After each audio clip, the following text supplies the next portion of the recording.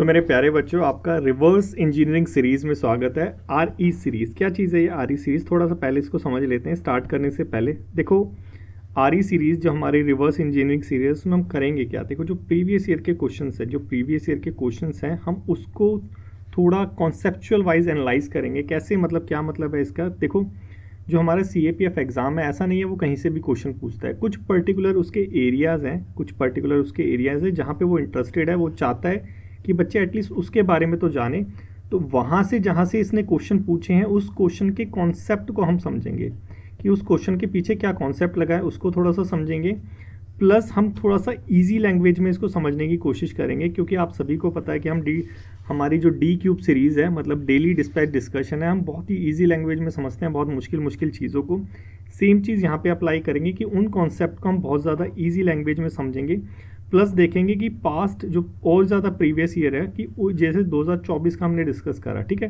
तो जो 2024 में जो क्वेश्चन आए हैं, पास्ट में भी ऐसे क्वेश्चन आए हुए हैं या नहीं आए हुए, ठीक है। मतलब जो कॉन्सेप्ट है वो रिपीट हो रखा है या नहीं हो रखा, ये भी हम समझेंगे। उसके साथ साथ हम समझेंगे कि हमारा जो सोर्स है वो क्या होना चाहिए हमारी प्रिपरेशन के लिए, हमारी प्रेप के लिए। जो हमारा सोर्स है वो क्या होना चाहिए, क्योंकि जहाँ से क्वेश्चन आ रहे हैं, अगर हम वहीं से पढ़ें तो ज़्यादा अच्छी चीज़ होगी, और फालतू जो चीज़ें हैं उनको हम अवॉइड करें तो वो हमारे लिए, जो हमारे सी ए पी एफ के बच्चे हैं, उनके लिए बहुत ज़्यादा अच्छा होगा अपने करियर ग्रोथ में, जल्दी से एग्ज़ाम क्लियर करने में, ठीक है।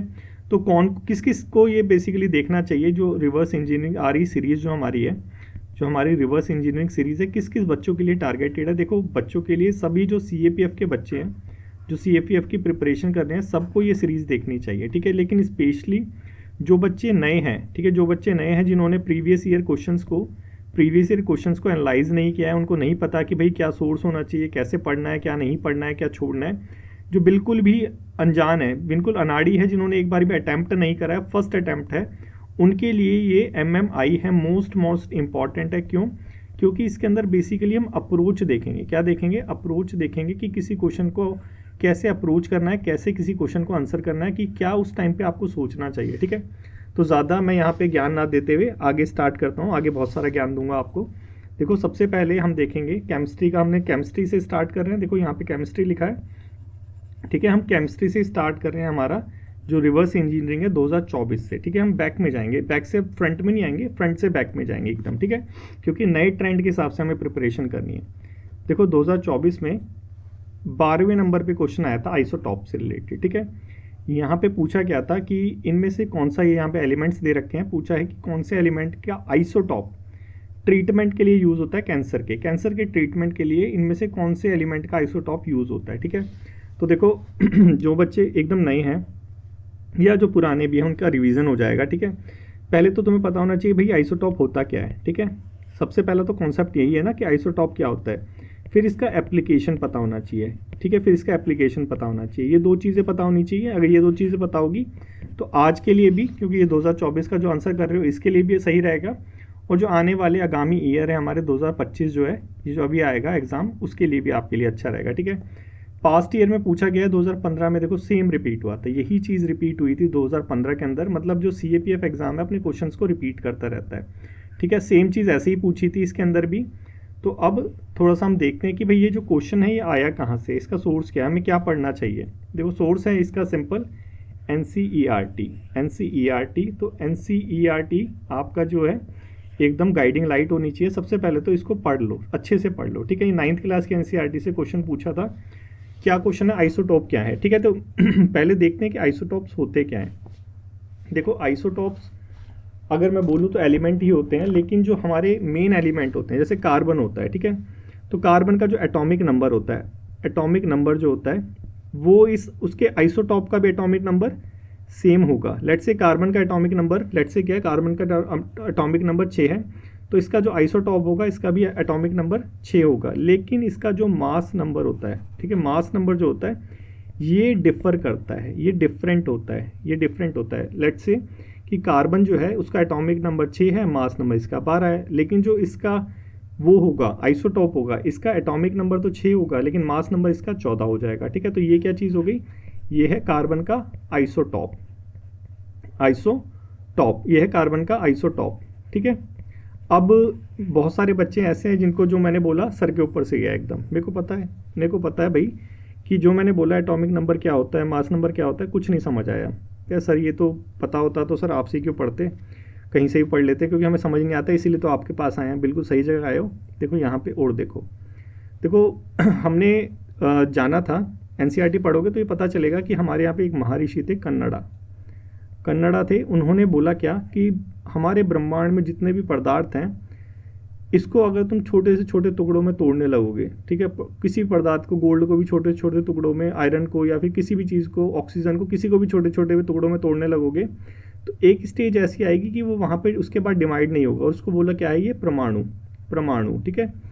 कन्नड़ा जी ने बोला परमाणु है, और यही चीज़ किसने बोली, डाल्टन ने बोली, ये क्या है, एटम। तो atomic theory of Dalton famous हो गई, कन्नड़ जी को सारे लोग भूल गए, ठीक है, कोई नहीं, हम याद रखेंगे। अब देखो डाल्टन ने बोला क्या, सबसे जो हमारी छोटी इकाई है वो क्या है, एटम है, ठीक है, एटम सबसे छोटी इकाई है।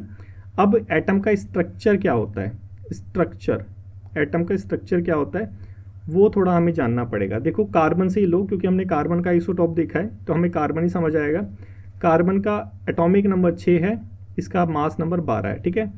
कोई भी एटम होता है, ठीक है, कोई भी जो एटम होता है, सबसे उसके सेंटर में क्या होता है, न्यूक्लियस। सबसे सेंटर में क्या होता है, न्यूक्लियस होता है। सबसे सेंटर में क्या होता है, न्यूक्लियस होता है, ठीक है। अब इसके बाद इसकी शेल्स होती है, ठीक है, इसकी शेल्स होती हैं। अब शेल्स का क्या, इसका भी रूल होता है शेल का।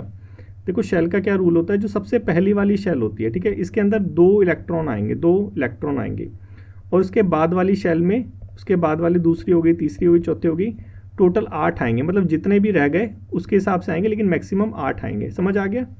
तो हमारा क्या था, यहाँ पे कार्बन था, ठीक है, कार्बन अभी, ठीक है, चलो कहाँ गए हम, यहाँ पे आ गए, ठीक है। अब हमने पहले क्या देखा था, हमने देखा था बेस में क्या है, बेस में हमारा न्यूक्लियस है, ठीक है। जो न्यूक्लियस होता है, न्यूक्लियस जो होता है उसके अंदर क्या क्या चीज़ होती है, उसमें 2 चीज़ होती है, एक तो न्यूट्रॉन होता है, एक प्रोटॉन होता है। अरे सर ये क्या बता रहे हो, इतना सर में दर्द हो गया। देखो इतना सर में दर्द मत करो, थोड़ा तो सर दर्द सहना पड़ेगा, ठीक है। न्यूट्रॉन होता है, प्रोटॉन होता है, किसके अंदर, न्यूक्लियस के अंदर। जो सबसे अंदर वाली चीज़, ये वाली जो चीज़ है, ये वाली जो चीज़ है न्यूक्लियस, ये वाली दिख रहा है, ये पीले पीले वाली, इसके अंदर 2 चीज़ें होती हैं, एक होता है न्यूट्रॉन, एक होता है प्रोटॉन। प्रोटॉन होता है पॉजिटिवली चार्ज, न्यूट्रॉन होता है 0 चार्ज, मतलब ये न्यूट्रल होता है।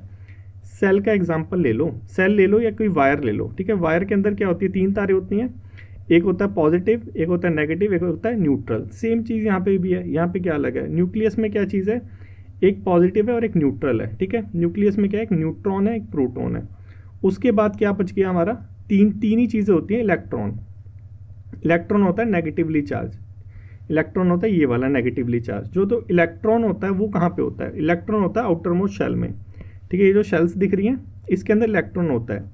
तो कार्बन के अंदर 6 इलेक्ट्रॉन होते हैं, ठीक है, 6 प्रोटॉन होते हैं, 6 न्यूट्रॉन होते हैं, ठीक है। तो ऐसा नहीं है कि जो एटॉमिक नंबर होता है सभी उसी की मात्रा में होते हैं, थोड़े ऊपर नीचे रहते हैं, लेकिन जो हमारा प्रोटॉन है वो बराबर होता है किसके, इलेक्ट्रॉन के, ठीक है। तभी तो बैलेंस बनेगा। प्रोटॉन किसके बराबर होता है, इलेक्ट्रॉन के, तभी बैलेंस बनेगा। तो यहाँ पे हमने देखा, यहाँ पे क्या हमने देखा, देखो इलेक्ट्रॉन कितने हैं इसके, 6 ये इसके कितने इलेक्ट्रॉन हो गए, इसका एटॉमिक नंबर 6 है, जिसका एटॉमिक नंबर किसको इंडिकेट करता है, थोड़ा सा चलो ये भी देख लो और गहराई में चले जाओ। एटॉमिक नंबर मतलब क्या होता है, एटॉमिक नंबर का मतलब होता है कि उसके अंदर कितने प्रोटॉन है, प्रोटॉन पॉजिटिवली चार्ज वाले कितने प्रोटॉन है, ठीक है। अगर मैं बोलूँ मास नंबर का होता है कि प्रोटॉन प्लस न्यूट्रॉन, मतलब उसके न्यूक्लियस में कितने प्रोटॉन और न्यूट्रॉन मिलाकर है, वो उसका मास नंबर होता है। समझ आया। अब देखो जितना एटॉमिक नंबर होता है उतने ही उसमें क्या होंगे, इलेक्ट्रॉन होंगे। तो यहाँ पे इलेक्ट्रॉन कितने होंगे, 6 होंगे। और इलेक्ट्रॉन के शेल का क्या नियम है, सबसे पहले में 2 आएंगे, बाद में 8 आएंगे। तो यहाँ पे 6 में से 2 चले गए तो 4 बच गए, तो यहाँ पे 4 आ गए, मतलब 4 की जगह यहाँ पे खाली रह गई। तो ठीक है, ये चीज़ क्या है, ये हमारा कार्बन का एटॉमिक स्ट्रक्चर है, ठीक है। इतना समझ आया। हमें क्या क्या चीज़ आ गई, हमें एटॉमिक नंबर पता चल गया, मास नंबर पता चल गया, हमने आइसोटॉप भी देख लिया कि आइसोटॉप होता क्या है, कि जो कार्बन है उसका एटॉमिक नंबर 6 है, मास नंबर क्या है इसका 12 है, ठीक है। मास नंबर क्यों, क्योंकि प्रोटॉन और न्यूट्रॉन दोनों 6 हैं, 6 12 हो गए। लेकिन जो इसका आइसोटॉप होगा, आइसोटॉप हो गया जैसे C14, तो इसमें एटॉमिक नंबर तो 6 ही है, यहाँ पे जो हमारे प्रोटॉन है वो तो 6 ही है, लेकिन जो न्यूक्लियस है वो यहाँ पे 8 है, ये न्यूट्रॉन है ये यहाँ पे 8 है, ठीक है। इसलिए इसका जो मास नंबर है वो बढ़ गया और ये आइसोटॉप हो गया हमारा, ठीक है। समझ आया? नहीं समझ आया चलो कोई नहीं, यहाँ पे देखो, यहाँ पे समझ आएगा। आइसोटॉप क्या होते हैं? आइसोटॉप एलिमेंट में एटॉमिक नंबर सेम रहता है, एटॉमिक नंबर सेम रहता है, मास नंबर डिफरेंट हो जाता है, बस इतना सा, ये तो समझ आ ही गया होगा। चलो अब देखो इसका एप्लीकेशन, ये भी एनसीईआरटी के अंदर दे रखा है। देखो बेसिक तो हमें समझना ही पड़ेगा, ठीक है, बेसिक समझना ही पड़ेगा। बेसिक के बाद हम अपनी खुद की ट्रिक बना लेंगे। देखो आइसोटॉप ऑफ यूरेनियम, यूरेनियम का क्या आइसोटॉप है? न्यूक्लियर रिएक्टर में यूज़ होता है, ठीक है। कोबाल्ट का कहाँ पे यूज़ होता है? कैंसर के ट्रीटमेंट के अंदर। आयोडीन का आइसोटॉप कहाँ यूज़ होता है? गॉइटर के रोग, जो हमारा गेंगा होता है, गर्दन में जो रोग होता है उसके इलाज के लिए, ठीक है। तो देखो अब हमारा क्वेश्चन क्या था कि ट्रीटमेंट ऑफ कैंसर में कौन से एलिमेंट का आइसोटॉप यूज़ होता है?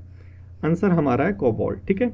तो देखो जो हमने समझा ना अभी, वो सिर्फ बेसिक अंडरस्टैंडिंग के लिए था, ठीक है। उससे भी क्वेश्चन आते हैं तो समझना तो बच्चों पड़ेगा ही, ठीक है। ये समझ आया, लेकिन क्वेश्चन कैसा आया? सिंपल पूछा, ट्रीटमेंट ऑफ कैंसर के लिए कौन सा यूज़ होता है? कोबाल्ट यूज़ होता है। बाकी ये सारी चीज़ें भी यहीं पे दे रखी है, तो इसको भी आप देख सकते हैं, ठीक है। अब चलते हैं अपना नेक्स्ट क्वेश्चन की तरफ। नेक्स्ट क्वेश्चन है हमारा ये वाला। देखो यहाँ पे पूछ रखा है क्या कि जो आयोनिक कंपाउंड होते हैं, आयोनिक कंपाउंड क्या होते हैं पता नहीं, देखेंगे अभी। आयोनिक कंपाउंड जो होते हैं पानी के अंदर अच्छे से घुल जाते हैं, ये वहाँ पे बोल रखा है, ठीक है। यहाँ पे क्या बोला है? आयोनिक कंपाउंड जो होते हैं सर जी, ये वाटर के अंदर, पानी के अंदर अच्छे से घुल जाते हैं। क्यों घुल जाते हैं, ये यहाँ पे पूछा है, ठीक है। तो देखो पहले तो हम बेसिक की तरफ भागेंगे। पहले तो बेसिक समझे ना कि आयोनिक कंपाउंड क्या होते हैं। देखो आयोनिक कंपाउंड एकदम आपको एकदम अच्छी लैंग्वेज में बताऊं तो है जैव वीरू की जोड़ी, ठीक है। जैव वीरू की जोड़ी मतलब कि एक स्ट्रॉन्ग और एक वीक, मतलब एक मेटल और एक नॉन मेटल। तो जब मेटल और नॉन मेटल मिलते हैं आपस में और एक अच्छा ये यहाँ पे स्ट्रक्चर बना लेते हैं, तो उसे क्या कहते हैं? Ionic compound. मेटल और नॉन मेटल की जोड़ी को क्या कहते हैं? Ionic compound. बस इतना सा समझो, ठीक है। इसके बाद और गहराई में थोड़ा सा भी मैं समझाता हूँ आपको। यहाँ तक समझ आया? आयोनिक कंपाउंड क्या होते हैं? मेटल और नॉन मेटल की जोड़ी आयोनिक कंपाउंड होते हैं। एक इसमें से पॉजिटिव हो जाता है, एक इसमें से नेगेटिव हो जाता है, ठीक है। तभी तो ये इलेक्ट्रोस्टैटिक फोर्स आएगा और ये इनको जोड़े रखेगा, ठीक है। ये हो गया हमारा आयोनिक कंपाउंड। ऐसा होता क्यों है? वाई? क्यों भाई मेटल और नॉन मेटल मिलते रहते हैं? मेटल और नॉन मेटल, मेटल और मेटल और ये सारी चीज़ें क्यों मिलती रहती है? देखो आपने देखा था कार्बन का स्ट्रक्चर, ठीक है। कार्बन के स्ट्रक्चर में जो आउटर शेल रहता है, आउटर वाला शेल रहता है, इसमें चार थे, लेकिन होने कितने चाहिए? कोई नोबल गैस होती है उसमें 8 होते हैं, ठीक है। 8 होते हैं। सबसे मैंने देखा था ना, ये बताया था आपको कि 2 होते हैं, उसके बाद 8 रहते हैं। तो जिसमें पूरा फिल रहता है, आउटर मोस्ट शेल जो पूरा फिल रहता है, 8 रहता है, उसकी रिएक्टिविटी बहुत कम होती है, ठीक है। उसकी रिएक्टिविटी बहुत कम होती है, नोबल गैसेस जितने भी ले लो।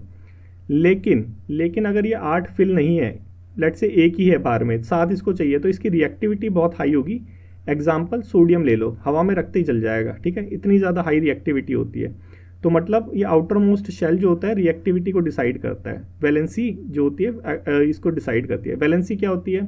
नहीं पता होगा ये बच्चों को, कोई नहीं मैं समझा दूंगा। वैलेंसी बेसिकली क्या होती है कि आउटर मोस्ट शेल में जितने इलेक्ट्रॉन्स होते हैं या फिर उसको जितने चाहिए होते हैं, इन दोनों को ही वैलेंसी बोलते हैं, ठीक है। आउटर मोस्ट शेल में जितने इलेक्ट्रॉन चाहिए होते हैं, इलेक्ट्रॉन थे ना इन ये जो हमारे शेल्स हैं, इनमें कितने इलेक्ट्रॉन्स होते हैं वो क्या डिसाइड करते हैं? वैलेंसी डिसाइड करते हैं, ठीक है। समझ आया इतना? कोई नहीं, हमें क्या समझना है? आयोनिक कंपाउंड, ठीक है। आयोनिक क्या था? मेटल और नॉन मेटल, नेगेटिव और पॉजिटिव चार्ज, ठीक है। अब थोड़ा सा देखो एग्जाम्पल, देखो इसको थोड़ा सा समझ लो आयोनिक कंपाउंड को, क्योंकि इस आंसर को निकालने के लिए ये चीज़ थोड़ी सी समझ आनी चाहिए, ठीक है। देखो हमने देखा आयोनिक कंपाउंड क्या है? मेटल और नॉन मेटल, ठीक है। मेटल में सोडियम लिया हमने, Na लिया, और नॉन मेटल में हमने क्लोरीन लिया, NaCl लिया, ठीक है। इसके कंपाउंड से हम बना देंगे क्या? सोडियम क्लोराइड NaCl, ठीक है। NaCl एक स्ट्रॉन्ग स्ट्रक्चर है। नॉन मेटल का ये क्या चीज़ है? सोडियम क्लोराइड एक आयोनिक कंपाउंड है। क्यों? मेटल और नॉन मेटल से मिलके बना हुआ है, ठीक है। मिला कैसे? देखो मिला कैसे, हमें क्या करना है? 8 को पूरा करना है, हमें 8 के स्ट्रक्चर को पूरा करना है। हमारा 8 पूरा होगा तो मतलब ये कंप्लीट है, और कम रहेगा तो मतलब ये इनकम्प्लीट है। अब देखो यहाँ पे 2 हो गया, यहाँ पे 2 हो गया, यहाँ पे 8 हो गया, यहाँ पे 8 हो गया, यहाँ पे 1, यहाँ पे 7, दोनों मिल गए क्या हो गया 8 हो गए, दोनों मिल गए क्या हो गया 8। तो देखो जहाँ पे 1 है तो यहाँ से 1 इधर जाएगा ना, ये 7 के साथ इधर भाग के आएंगे, इससे अच्छा तो 1 इधर चला जाए। तो ये जो इधर जाएगा यहाँ पे क्या छोड़ेगा, पॉजिटिव चार्ज, ठीक है। यहाँ पे क्या छोड़ेगा, पॉजिटिव चार्ज, उसको हम क्या कहेंगे, कैशन। कैशन ये क्या हो जाएगा, सोडियम कैशन। और जो यहाँ पे इधर आएगा, यहाँ क्या छोड़ेगा, नेगेटिव चार्ज। कैसे छोड़ेगा वो अलग चीज़ है, मत समझो इतना, नहीं जब पूरी क्लास लूँगा तो वो समझा दूंगा तुम्हें। यहाँ पे छोड़ेगा एनियन, ठीक है। ये समझ आया इतना कि यहाँ से 1 भागा, सोडियम से 1 भागा, 1 भागते यहाँ पे पॉजिटिव चार्ज छोड़ेगा, यहाँ पे 1 आएगा तो यहाँ पे नेगेटिव हो जाएगा, ठीक है। इतना समझ आया। तो देखो अब यहाँ पे पॉजिटिव नेगेटिव हो गया तो अट्रैक्ट तो करेगा, इलेक्ट्रोस्टैटिक फोर्स आ गया, दोनों चीज़ कंबाइन हो जाएगी यहाँ पे। और यहाँ पे 1 था, यहाँ 7 था, दोनों टोटल हो गए हमारे 8, हमें तो 8 ही करने हैं। तो ये एक हमारा एक स्ट्रॉन्ग स्ट्रक्चर बन गया, क्या चीज़, आयोनिक कंपाउंड। समझ आया इतना। देखो स्ट्रक्चर बना के दिखा दूँ। Na में क्या है, एक चीज़ फालतू है, प्लस ये Cl में जाएगा, यहाँ पे क्या है 1 2 3 4 5 6 और ये 7वां यहाँ पे आ जाएगा, ठीक है। ये दोनों क्लब हो जाएंगे और ये क्या बन जाएगा, NaCl। यही डायग्राम दे रखा है NCERT में, ठीक है। ये समझ आया NaCl कैसे बना, आयोनिक कंपाउंड ये हो गया, ठीक है हमारा। अब NCERT में इसके कुछ कंपाउंड की प्रॉपर्टीज़ भी दे रखी है, ठीक है। हमारी NCERT में आयोनिक कंपाउंड की प्रॉपर्टी भी दे रखी है, क्या होती है थोड़ा सा देख लेते हैं। देखो NaCl दोनों अटैच हो गया, NaCl सोडियम हमारा जो क्लोराइड है, हमारा जो सोडियम क्लोराइड है वो दोनों अटैच हो गया, ठीक है। अटैच होने के बाद सॉलिड स्ट्रक्चर बन जाएगा, क्यों, क्योंकि ये पूरा क्या है 8 एक नोबल चीज़ है अपने आप में, ठीक है। जहाँ पे 8 आ गया मतलब समझ लो नोबल है वो चीज़, केमिस्ट्री में 8 मतलब नोबल, ठीक है। तो सॉलिड स्ट्रक्चर बन गया, क्यों स्ट्रक्चर बन गया भाई, स्ट्रॉन्ग फोर्स है, क्यों स्ट्रॉन्ग फोर्स है, पॉजिटिव और नेगेटिव, ठीक है। जहाँ पे चुंबक मिल रही है, नेगेटिव पॉजिटिव मिल रही है, भाई इतना स्ट्रॉन्ग चार्ज हो जाता है कोई भगवान भी नहीं हटा सकता, ठीक है। तो ये चीज़ समझो।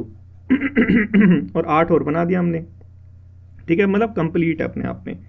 उसके बाद इसका बॉइलिंग पॉइंट और मेल्टिंग पॉइंट बता रखा है। देखो हाई मेल्टिंग और हाई बॉइलिंग पॉइंट है, क्यों, क्योंकि इंटर आयोनिक अट्रैक्शन की वजह से। रीज़न भी बता रखा है यहाँ पे, देखो रीज़न है ये सारे ग्रीन वाले, इंटर आयोनिक इंट्रैक्शन की वजह से यहाँ पे क्या है, इसका हाई मेल्टिंग और हाई बॉइलिंग पॉइंट है, ठीक है। दो चीज़ हमें समझ आ गई, क्यों है, देखो 8 पूरा स्ट्रक्चर है और दोनों यहाँ पे पॉजिटिव था, यहाँ नेगेटिव था, तो अपने आप में बहुत स्ट्रॉन्ग सॉलिड स्ट्रक्चर बन गया। तो बॉइलिंग और वो जो मेल्टिंग पॉइंट है दोनों हाई होंगे। सॉल्युबिलिटी, ठीक है, पानी में सॉल्व हो जाता है, लेकिन जो पेट्रोल, ये कैरोसिन, मिट्टी का तेल वगैरह है, इसमें नहीं होता, ठीक है। यही हमारा क्वेश्चन था, क्यों नहीं होता, नहीं बता रखा, कोई दिक्कत नहीं, इसको हम देख लेंगे। इलेक्ट्रिसिटी, कंडक्शन इलेक्ट्रिसिटी का कैसे करता है, देखो जो आयोनिक कंपाउंड होता है सॉलिड में इलेक्ट्रिसिटी को कंडक्ट नहीं करता, लेकिन मॉल्टन फॉर्म में करता है, ठीक है। सॉलिड में नहीं करता, मॉल्टन फॉर्म में करता है, क्योंकि हीट जो होती है इसको ओवरकम करने में मदद करती है, वो जो बैरियर होता है, तो इसलिए जब मॉल्टन फॉर्म में होता है तो कर देता है, बाकी सॉलिड फॉर्म में नहीं करता, ठीक है। रीज़न भी यहाँ पे बता रखा है, ठीक है। अब हम आते हैं अपने क्वेश्चन की तरफ। हमारे क्वेश्चन में पूछा था कि क्यों भाई वाटर के अंदर कैसे सॉल्यूबल हो जाता है हमारा NaCl ionic compound. Ionic compound जो है वाटर में कैसे सॉल्यूबल है, क्यों बाकी जो मिट्टी के तेल वगैरह है इनमें सॉल्यूबल नहीं है। देखो पानी के अंदर क्या चीज़ हो रही है, H2O, ठीक है, H2O हो रहा है, यहाँ पे भी 8 का स्ट्रक्चर याद रखना हमेशा बच्चों। देखो ऑक्सीजन क्या होती है, ऑक्सीजन होती है 6, ठीक है, ऑक्सीजन होती है 6। हाइड्रोजन क्या है, हाइड्रोजन हमारी 2, ठीक है। ऑक्सीजन 8 होती है, सॉरी ऑक्सीजन 8 है ना हमारी, ऑक्सीजन हमारी 8 होती है। देखो यहाँ पे भी दे रखा होगा ऑक्सीजन 8 है, ठीक है, ये देखो ऑक्सीजन दे रखा है, ठीक है। ऑक्सीजन 8 है, मतलब जो इनर मोस्ट शेल है यहाँ पे तो 2 चला जाएगा, फिर क्या बच जाएगा 6 और 2 8, तो ये भी हमारा स्ट्रक्चर हो गया कंप्लीट, ठीक है, हो गया कंप्लीट ये भी।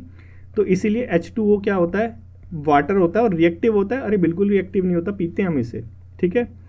8 का स्ट्रक्चर नॉवल हो गया, ठीक है। अब देखो इस 8 के स्ट्रक्चर में भी एक पॉजिटिव चार्ज होगा, एक नेगेटिव चार्ज होगा, ठीक है, एक पॉजिटिव होगा, एक नेगेटिव चार्ज होगा, ठीक है। तो ये जो पॉजिटिव और नेगेटिव चार्ज है ये आयोनिक कंपाउंड के पॉजिटिव और पॉजिटिव चार्ज से मिलेगा, इसलिए यहाँ पे ये क्या हो जाएगा, मिक्स हो जाएगा, घुल जाएगा, ठीक है। समझ आ गया, क्या समझ आ गया कि इसमें भी डायपोल मूवमेंट होती है, जिसकी वजह से क्या होता है हमारा आयोनिक कंपाउंड जो है वो मिक्स हो जाता है। थोड़ा सा भैया ये टफ है क्वेश्चन, मॉडरेट में डालो इसे, मॉडरेट में डालो, ठीक है, थोड़ा सा टफ है। बाकी इसके ऑप्शन देखोगे तो और इजी हो जाएगा। कैसे? हाई स्पेसिफिक हीट, नहीं भैया हमने देखा था हाई स्पेसिफिक हीट से तो वो होता है कि उसका जो वो स्ट्रक्चर होता है, ये देखो यहाँ पे देखा था ना हमने, ये वाला, ये मेल्टिंग और बॉइलिंग पॉइंट क्या होता है इसका, हाई होता है, ठीक है, ये चीज़ ठीक है, लेकिन इसका पानी से कोई लेना देना नहीं था, वो पानी अलग अलग इसका एक फीचर था, कलर से भी लेना देना नहीं है, बच गया ये आंसर है। लेकिन इसके पीछे का लॉजिक क्या है हमने पूरा समझ लिया, ठीक है। आई होप समझ आ गया होगा बच्चों, नहीं आया होगा तो कमेंट बॉक्स में कमेंट करो, अच्छे से समझाऊंगा इसे भी, ठीक है। नेक्स्ट चलते हैं हमारे इस क्वेश्चन की तरफ, ठीक है। ये जो क्वेश्चन नंबर 14 है इसको अभी छोड़ दो, ठीक है, इसको अभी छोड़ दो, इसको एंड में देखेंगे एकदम, ठीक है। क्वेश्चन नंबर 14 को, अच्छा चीज़ है, ये भी एनसीईआरटी से ही है, देखो कहीं और से नहीं है, एनसीईआरटी से है, पुराना भी एनसीईआरटी, सारी चीज़ एनसीईआरटी से आ रही है अभी तक। तो ये देखो यहाँ पे पूछा है क्या कि कांच बनाने के लिए, मैन्युफैक्चरिंग को कांच के लिए, ग्लास के लिए क्या चीज़ मेन इंग्रेडिएंट है, ठीक है। देखो इस क्वेश्चन को मैं डालूंगा कौन सी कैटेगरी में, इसको डालूंगा डिफ़िकल्ट कैटेगरी में, मॉडरेट में नहीं, डिफ़िकल्ट है। अब आप बोलोगे कि सर क्या आपको आता नहीं है क्या कि कांच कैसे बनाते हैं? देखो मैंने तो बनाया नहीं कभी, लेकिन एनसीईआरटी में नहीं लिख रखा है ये सारी चीज़। अगर ऑप्शन वाइज जाओगे तो एनसीईआरटी कंफ्यूज करवा देगी, लेकिन अगर थोड़ा दिमाग से जाओगे, ठीक है, तो एनसीईआरटी से आंसर मिल जाएगा। कैसे? देखो एनसीईआरटी का ये वाला चैप्टर नंबर 2 हमारी 10th क्लास की एनसीईआरटी, सिर्फ एक लाइन से क्वेश्चन बन गया, और पूरी एनसीईआरटी में सिर्फ एक लाइन है ग्लास के ऊपर, कि जो हमारा सोडियम कार्बोनेट है, जो वॉशिंग सोडा होता है हमारा सोडियम कार्बोनेट, वो ग्लास बनाने में यूज़ होता है, सोप में यूज़ होता है, पेपर इंडस्ट्री में यूज़ होता है। सोडियम कार्बोनेट का कहाँ यूज़ होता है? ग्लास के लिए, सोप के लिए और पेपर के लिए, ठीक है। सिर्फ इतनी सी लाइन दे रखी है, ठीक है। अब इसी के बेस पे हम अपना क्वेश्चन सॉल्व करेंगे। कैसे? देखो इसीलिए मैं बोलता हूँ कि जब एनसीईआरटी पढ़ो तो थोड़ा सा होश में पढ़ना, सारी एक एक छोटी से छोटी जो चीज़ है उसको ध्यान में रखना। सोडियम कार्बोनेट, ठीक है, इससे बनता है क्या? ग्लास, ठीक है, ये ऑप्शन सही है, मतलब ये हमारा आ सकता है। ये कटलेट्स बेसिकली वो होता है जो छोटे छोटे कांच के टुकड़े होते हैं। सोडियम बाइकार्बोनेट, नहीं, सोडियम बाइकार्बोनेट नहीं था, सोडियम कार्बोनेट था। मैग्नीशियम कार्बोनेट, नहीं, सोडियम कार्बोनेट था। सोडियम नहीं, सोडियम कार्बोनेट था। सोडियम तो भैया बम ब्लास्ट करवा देगा, बहुत रिएक्टिव मेटल होता है, ठीक है। तो 3 कट गया, बच गया कौन सा? हमारा एक आंसर, ठीक है। ये सारी जो चीज़ें होती हैं ये किस में यूज़ होती है? मैन्युफैक्चरिंग ऑफ ग्लास में, ठीक है। ये कौन सा है? डिफ़िकल्ट है, ये वाला डिफ़िकल्ट था, क्योंकि ये छोटी सी लाइन जो है स्किप होने के बहुत ज़्यादा चांसेस हैं, और जब ये स्किप हो जाएगी तो फिर हमारा आंसर जो है ढूंढना इम्पॉसिबल हो जाएगा, ठीक है। लेकिन क्योंकि हमें पता था इसलिए हमने क्या करा, इसका आंसर ढूंढ लिया, ठीक है। अब चलते हैं नेक्स्ट क्वेश्चन की तरफ। देख रहे हो बच्चों, अप्रोच कैसे करना है, क्वेश्चंस को अप्रोच कैसे करना है, यही अप्रोच तो तुम्हें सीखना है अगर एग्जाम क्लियर करना है तो, तभी तो नंबर अच्छे आएंगे। चलो नेक्स्ट पे चलते हैं। नेक्स्ट है हमारा ये वाला, इसको मैं डालूंगा ईजी कैटेगरी में। ईजी, बहुत ईजी क्वेश्चन है ये वाला। कैसे? देखो अभी समझ आ जाएगा। पूछा है यहाँ पे क्या कि atomic number of an atom is क्या चीज़ है, इनमें से कौन सी स्टेटमेंट है जो एटॉमिक नंबर को वो कर रही है, क्लैरिफाई कर रही है, बता रही है कि ये एटॉमिक नंबर, इसको एटॉमिक नंबर कहते हैं। देखो क्योंकि हमने लास्ट में हमने जो अभी डिस्कस करा था उसमें देख लिया था एटॉमिक नंबर क्या होता है, मास नंबर क्या होता है, इसलिए तो मैंने तुमसे ढंग से डिस्कस करा था, नहीं तो मैं तो ऐसे ही ऊपर ऊपर बता देता, क्योंकि क्वेश्चन आते हैं उसी के अंदर से ना। देखो पहला स्टेटमेंट दे रखा है, number of neutrons is the same as atomic number. देखो हमने देखा था कि अंदर वाला जो होता है न्यूक्लियस, उसमें क्या होता है, उसमें 2 चीज़ें होती हैं, एक होता है न्यूट्रॉन, एक होता है प्रोटॉन, ठीक है। ये जो प्रोटॉन होता है इसका जो नंबर होता है यही क्या होता है? Atomic number. प्रोटॉन का जो नंबर होता है वो होता है एटॉमिक नंबर, लेकिन यहाँ तो कह रहा है न्यूट्रॉन, तो ये स्टेटमेंट क्या है? ये है गलत। नेक्स्ट देखो लिखा है the sum of electron and neutron is the same as atomic number. देखो हमने देखा था क्या, हमने देखा था कि जो n+p है, न्यूट्रॉन प्लस प्रोटॉन है, ये क्या होता है? मास नंबर, ये क्या होता है? Mass number. लेकिन ये यहाँ पे कह रहा है इलेक्ट्रॉन और न्यूट्रॉन, ये तो हमने देखा ही नहीं था, तो मतलब ये भी स्टेटमेंट गलत है। चौथा देखो, चौथा बोल रहा है प्रोटॉन प्लस न्यूट्रॉन हमारी क्या चीज़ है? एटॉमिक नंबर है। देखो नहीं नहीं नहीं, ये क्या है? ये मास नंबर है, तो ये भी गलत है। आंसर क्या हो गया? ये number of proton is the same as atomic number, ठीक है। तो क्या था? ये ईजी था। अगर एक बार भी एनसीईआरटी पढ़ी होगी या फिर ये लेक्चर जो देख रहे हो ये भी अगर होता तो भी हो जाता तुम्हारा, ठीक है। नेक्स्ट ये देखो, ये है कहाँ पे? ये 9th क्लास के एनसीईआरटी में दे रखा है, structure of atom. 9th class के एनसीईआरटी है, structure of atom. Atomic number दे रखा है क्या? प्रोटॉन, मास नंबर दे रखा है क्या, प्रोटॉन और न्यूट्रॉन, ठीक है। ये मैंने तुम्हें बता ही दिया। ये क्या है, हमारे जैसे कार्बन का था, कार्बन में क्या था, कार्बन में देखो ऊपर की साइड आता है क्या, एटॉमिक नंबर, नीचे की साइड आता है क्या हमारा, मास नंबर, ठीक है।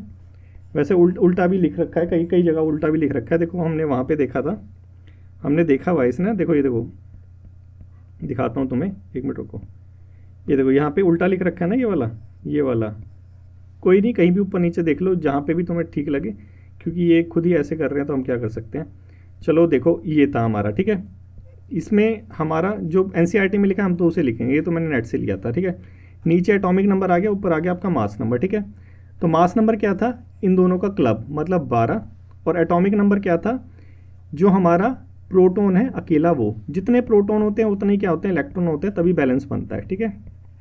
तभी क्या बनता है, बैलेंस बनता है, नहीं तो ये स्ट्रक्चर बिगड़ जाएगा, ठीक है।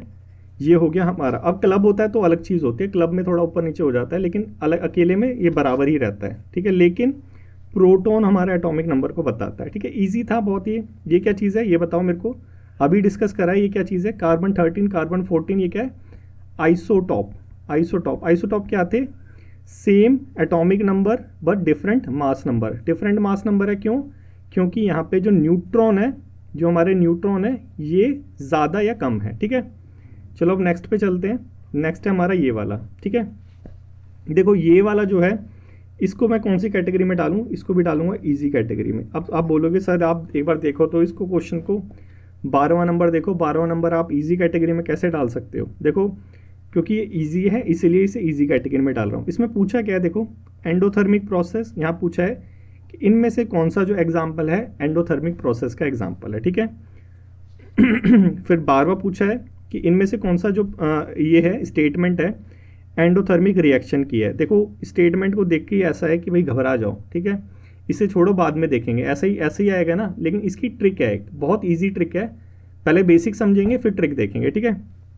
फिर यहाँ पे ये 2021 में आया था, magnesium is extracted by heating magnesium dioxide और विद एल्यूमिनियम पाउडर, दो चीज़ों को मिला के हम मैग्नीशियम एक्सट्रैक्ट करते हैं। तो ये कौन सी प्रोसेस है, रिएक्शन कौन सी है बताओ, एक्सो एंडो, या फिर इसमें दो स्टेटमेंट और दे रखी है, ठीक है। मतलब ये एक्सो और एंडो क्या चीज़ होती है, एंडोथर्मिक प्रोसेस, एक्सोथर्मिक प्रोसेस, इतना ज़्यादा इसको डरावना बना रखा है, लेकिन है क्या चीज़, ये कुछ भी नहीं है, चूहा है। कैसे देखो समझते हैं, पहले इसका बेसिक समझते हैं फिर दोबारा यहीं पे आएंगे।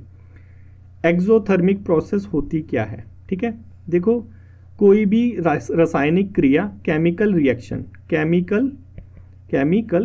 रासायनिक क्रिया, कोई भी रासायनिक क्रिया या केमिकल रिएक्शन जिसमें ऊष्मा निकले, जिसमें हीट निकले, ठीक है, हीट निकल रही है, यहाँ पे निकल रही है, आउट हो रही है, हीट आउट हो रही है, ठीक है, उसे हम क्या कहेंगे, एक्सोथर्मिक। मतलब किसी भी केमिकल रिएक्शन में अगर हीट निकलेगी तो हम क्या कहेंगे, एक्सोथर्मिक रिएक्शन, ठीक है। अब कौन कौन सी रिएक्शंस होती हैं जिसके अंदर एक्सोथर्मिक केमिकल रिएक्शन होती है, ठीक है। अब देखो ये चीज़ अपने आप में ही याद करना, मतलब कि बहुत ज़्यादा पहाड़ चीज़ है, माउंटेन है अपने आप में ही, ये सारी रिएक्शंस को याद करना, इसी में से एक दे देगा। अब उस टाइम पे तुम्हें ये रिएक्शन याद आए या ना आए, वो कैसे करोगे, वो चीज़ बहुत डिफिकल्ट है। इसका एक शॉर्टकट क्या है, शॉर्टकट है और हर जगह काम आएगा। देखो कम्बिनेशन रिएक्शन होती है, दो चीज़ कंबाइन होती है तो क्या होता है, हमेशा एक्सोथर्मिक रिएक्शन होगी। ए चीज़ बी चीज़ से जब मिलेगी तो एक प्रोडक्ट बनाएगी, एक क्या बनाएगी, प्रोडक्ट बनाएगी, और इसके साथ साथ क्या करेगी, हीट को या फिर लाइट को रिलीज़ करेगी, और हीट लाइट दोनों में क्या होती है, ऊष्मा होती है। तो ये जब इक्वेशन तुम्हें कहीं दिखाई दे तो इसको क्या बोलना, ये क्या है, एक्सोथर्मिक रिएक्शन है, ठीक है, एक्सोथर्मिक रिएक्शन है। चलो अब चलो क्वेश्चन की तरफ। ये देखो हमने अभी तक यहाँ पे जो ऑप्शंस दे रखे हैं, ये जो हमारे एग्जाम्पल दे रखे हैं बेसिकली एक्सोथर्मिक के, इनको हमने देखा भी नहीं है, ठीक है। अब देखो ये 12वां जो तुम कह रहे थे कि बहुत टफ है, इसमें बोला है एंडोथर्मिक नहीं, यहाँ पे देखो एंडोथर्मिक हमें फाइंड आउट करना है, मतलब जो बाकी इसमें स्टेटमेंट है वो एंडोथर्मिक नहीं होगी ना, वो एक्सोथर्मिक होगी, ठीक है। तो ए और बी जब मिलेगी तो कुछ बनेगा, उसके साथ जो आएगी वो आएगी हीट।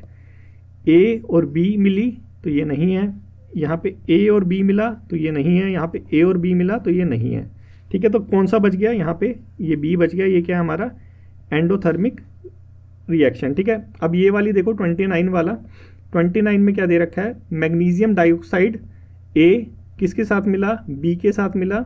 अब कुछ रिएक्शन होगी, रिएक्शन में क्या होगा, हीट निकलेगी, ठीक है, हीट निकलेगी तो क्या हो गया, एक्सोथर्मिक रिएक्शन, ए आंसर हो गया इसका, ठीक है। समझ आया कितना इजी था। अब चलो ये भी देखो, एंडोथर्मिक प्रोसेस क्या होती है, हमें तो अभी तो हमने देखा ही नहीं है एंडोथर्मिक प्रोसेस क्या होती है, ठीक है। अब थोड़ा सा चलो देख लेते हैं, ये समझ आया, इसको थोड़ा सा याद रख लेना। एक्सोथर्मिक क्या होती है, ए बी निकलेगा, प्रोडक्ट बनेगा और हीट निकलेगी, ठीक है। अब देखो एग्जाम्पल देखो, देखो चूना है, CaO, क्विक लाइम होता है, CaO सॉलिड में जो चूना होता है, क्विक लाइम उसे ही तो कहते हैं। देखो क्विक लाइम चूने में अगर जब हम पानी मिलाते हैं, ए को मिलाया बी में, ठीक है, क्या होता है, सन की आवाज़ आती है, ठीक है, बबल से आते हैं और वो जो ड्रम होता है गर्म हो जाता है, ठीक है, बन जाता है यहाँ पे क्या, हमारी सफ़ेदी स्लेक लाइम, और क्या निकलती है, हीट, ठीक है।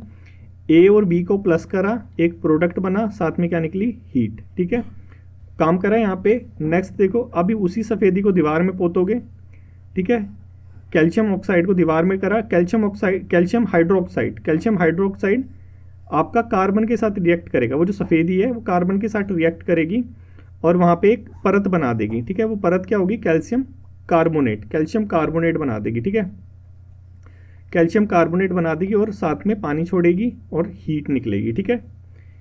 कोल को जब बर्न करोगे, कोल मतलब कि जो भी आपका कार्बन है, ठीक है, कार्बन का कुछ भी प्रोडक्ट बर्न करोगे तो कार्बन बर्न होगा सॉलिड में, प्लस उसके साथ ऑक्सीजन रिएक्ट करेगी, दो चीज़ होगी, फिर गैस निकलेगी CO2, प्लस इसके साथ क्या निकलेगी, हीट निकलेगी, वो लिखा हुआ नहीं है लेकिन निकलेगी तो हीट। पानी जब बनेगा तब भी हीट निकलेगी, ए मिला बी से, क्या हुआ, पानी बन गया प्लस हीट, ठीक है, प्लस क्या, हीट। सेम यहाँ पे क्या होगा, बर्निंग ऑफ नेचुरल गैस या बर्निंग ऑफ कोल, दोनों में एक ही चीज़ होगी।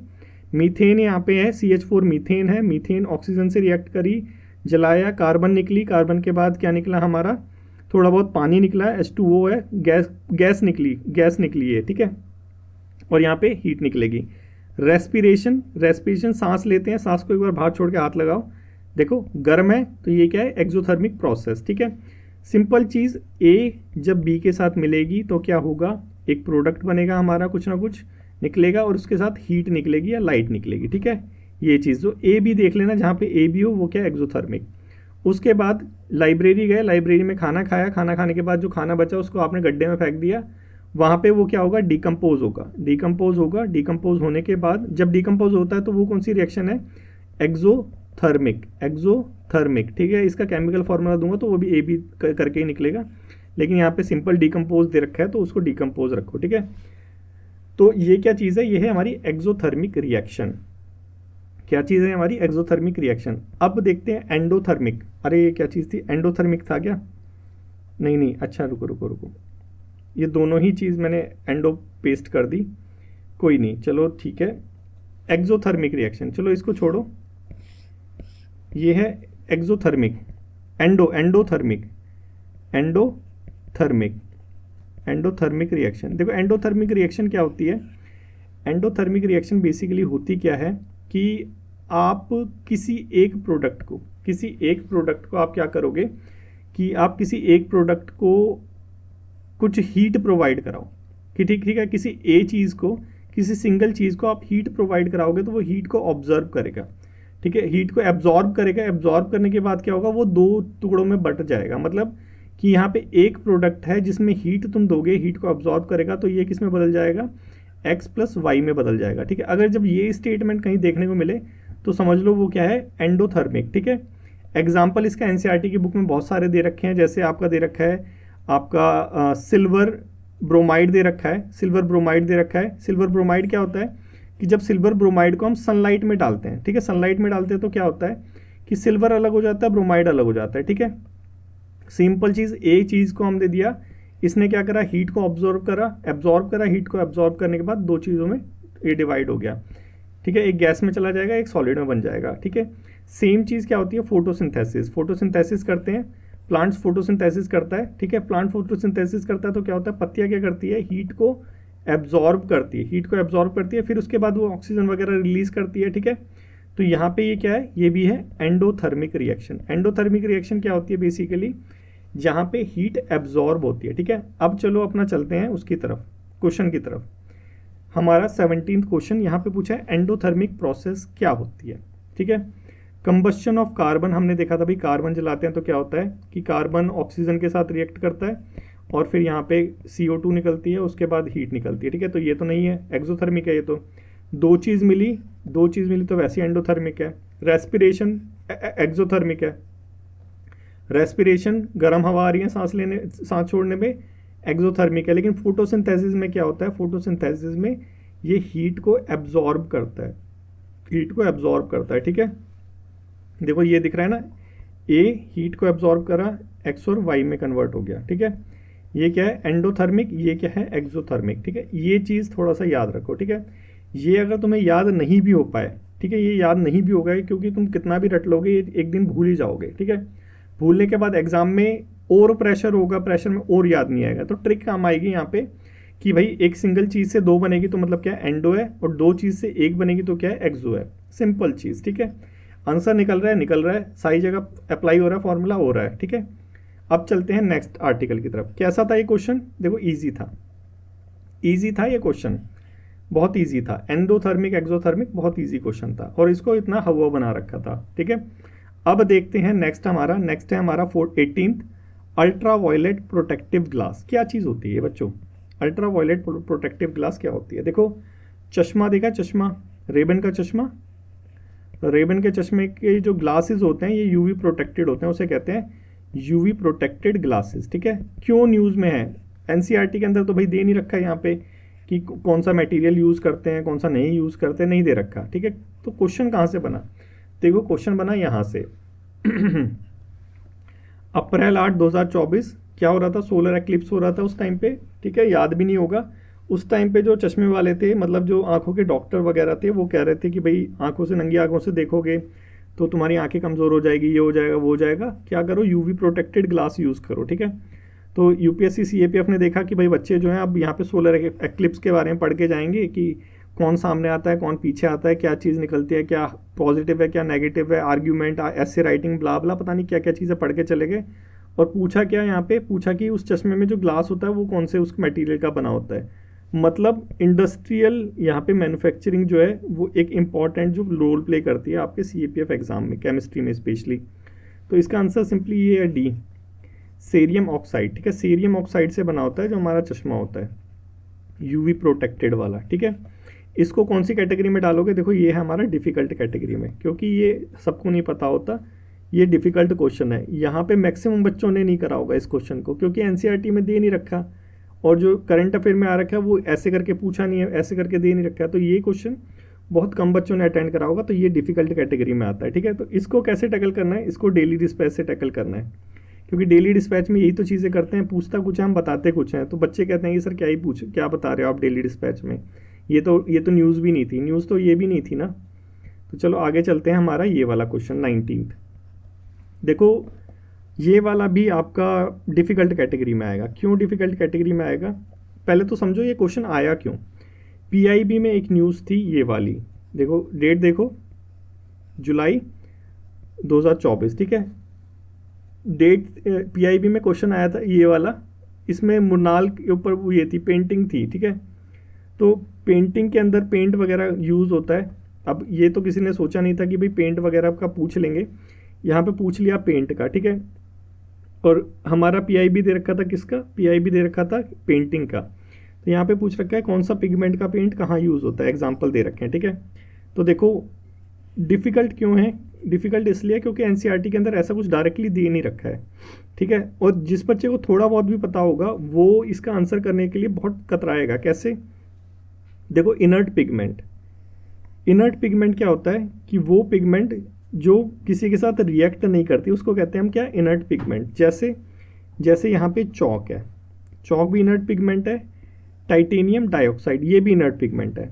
चौक आप वाटर फिल्टर के अंदर यूज़ करते हैं, अगर रिएक्ट कर रही होती तो आपका तो सारा सिस्टम ख़राब हो जाता, तो ये रिएक्ट नहीं करती। और जो टाइटेनियम डाइऑक्साइड है ये भी रिएक्ट नहीं करती, क्यों, क्योंकि ये आपकी इंक वगैरह के अंदर होती है, पेन यूज़ करते हो ना उसमें होता है टाइटेनियम डाइऑक्साइड। तो दोनों ही इनर्ट गैस है, तो इसको लगाएं किस में, देखो चौक जो है वो नेचुरल पिगमेंट में भी आता है। तो मतलब क्या कि चौक का ये हो गया, इसका ये हो गया। आपका क्या आंसर हो गया? अभी तो हमारा आंसर आया ही नहीं, ये 2 कट गए लेकिन हमारे, ठीक है। अब उसके बाद चलो ये दोनों चीज़ सॉल्व हो गई। उसके बाद अब सिंथेटिक पिगमेंट क्या चीज़ होती है, रिएक्टिव पिगमेंट क्या होता है? देखो वाइट लीड और जो रेड लीड है, दोनों ही चीज़ क्या है, ये जो है सिंथेटिक पिगमेंट है।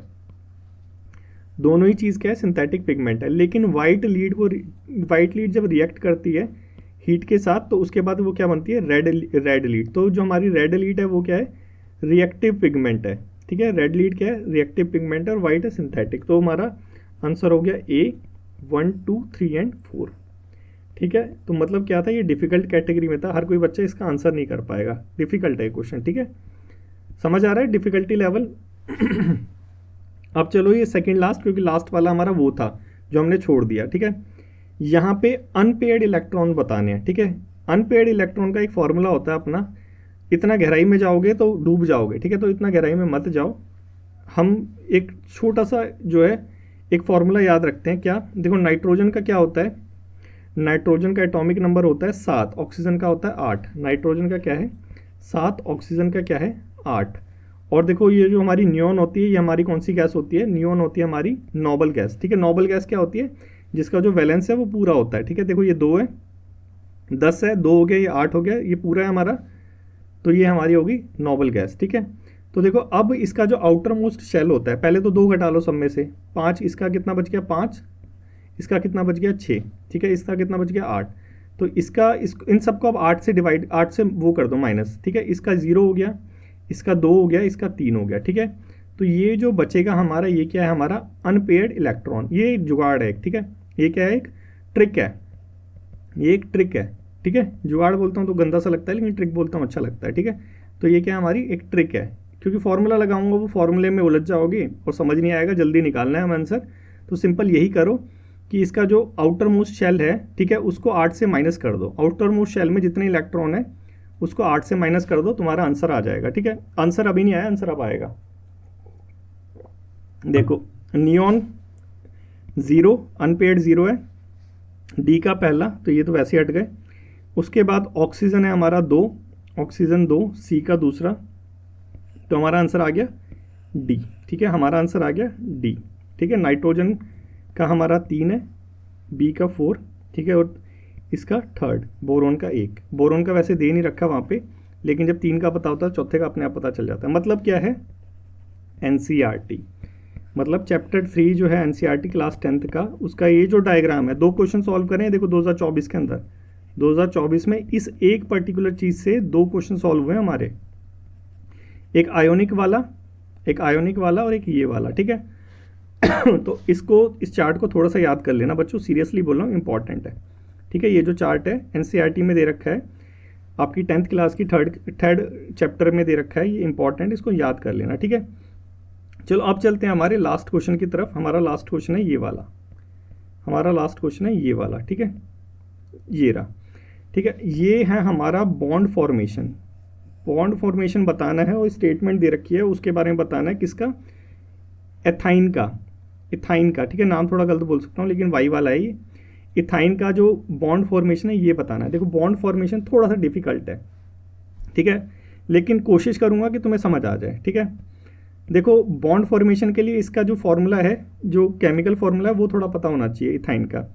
मैक्सिमम लोगों को नहीं पता होगा, लेकिन ये जो चार्ट है ये देखा होगा सबने, ठीक है। तो यहाँ पे दे रखा है methane, ethane, propane, butane, pentane, hexane.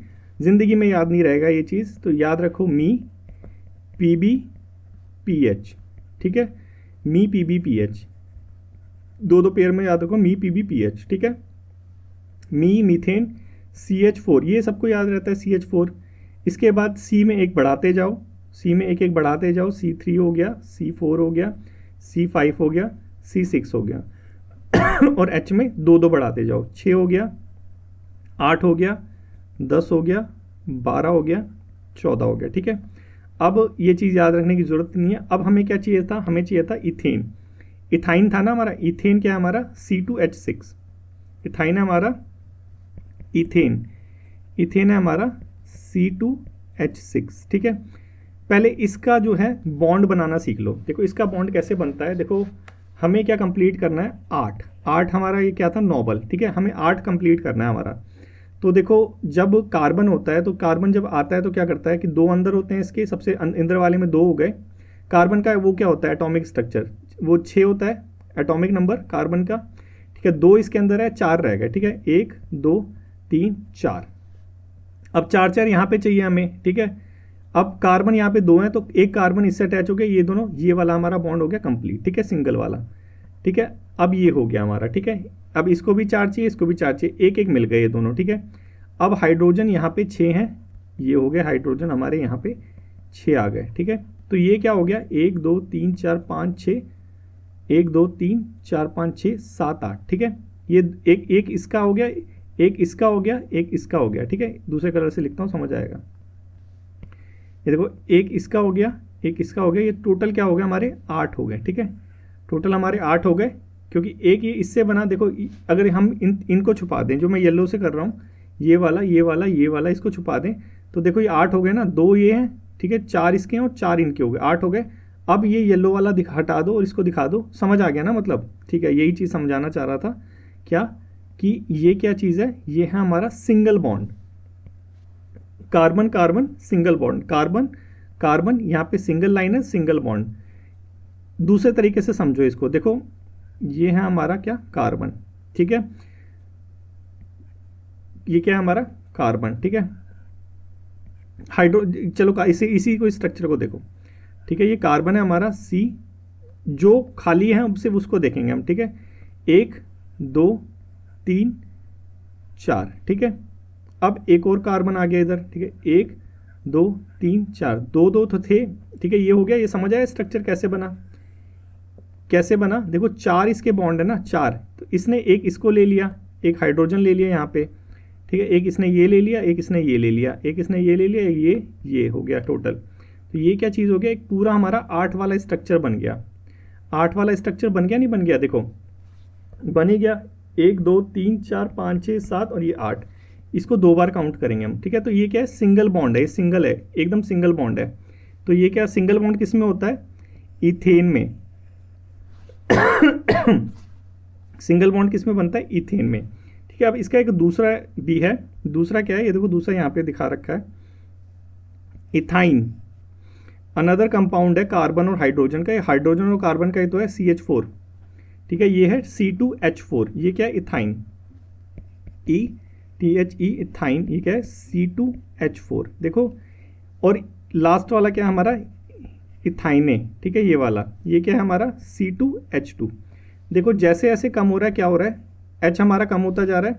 अब देखो इसमें क्या होगा, C हमारा ये है, C हमारा ये है, ठीक है, H हमारे क्या है, 4 हैं, ठीक है, H हमारे ये हो गए 1 2 3 4, ठीक है।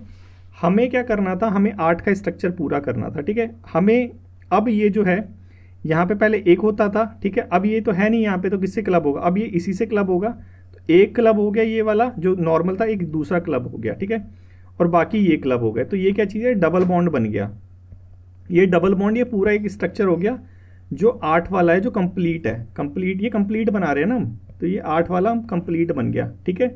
समझ आया ये कैसे बना, देखो सिंपल चीज़, कार्बन है, ये कार्बन है, ठीक है, 2 कार्बन है इसमें, इथाइन में, ये वाला मैं देख रहा हूँ, ये वाला स्ट्रक्चर बना रहे हैं।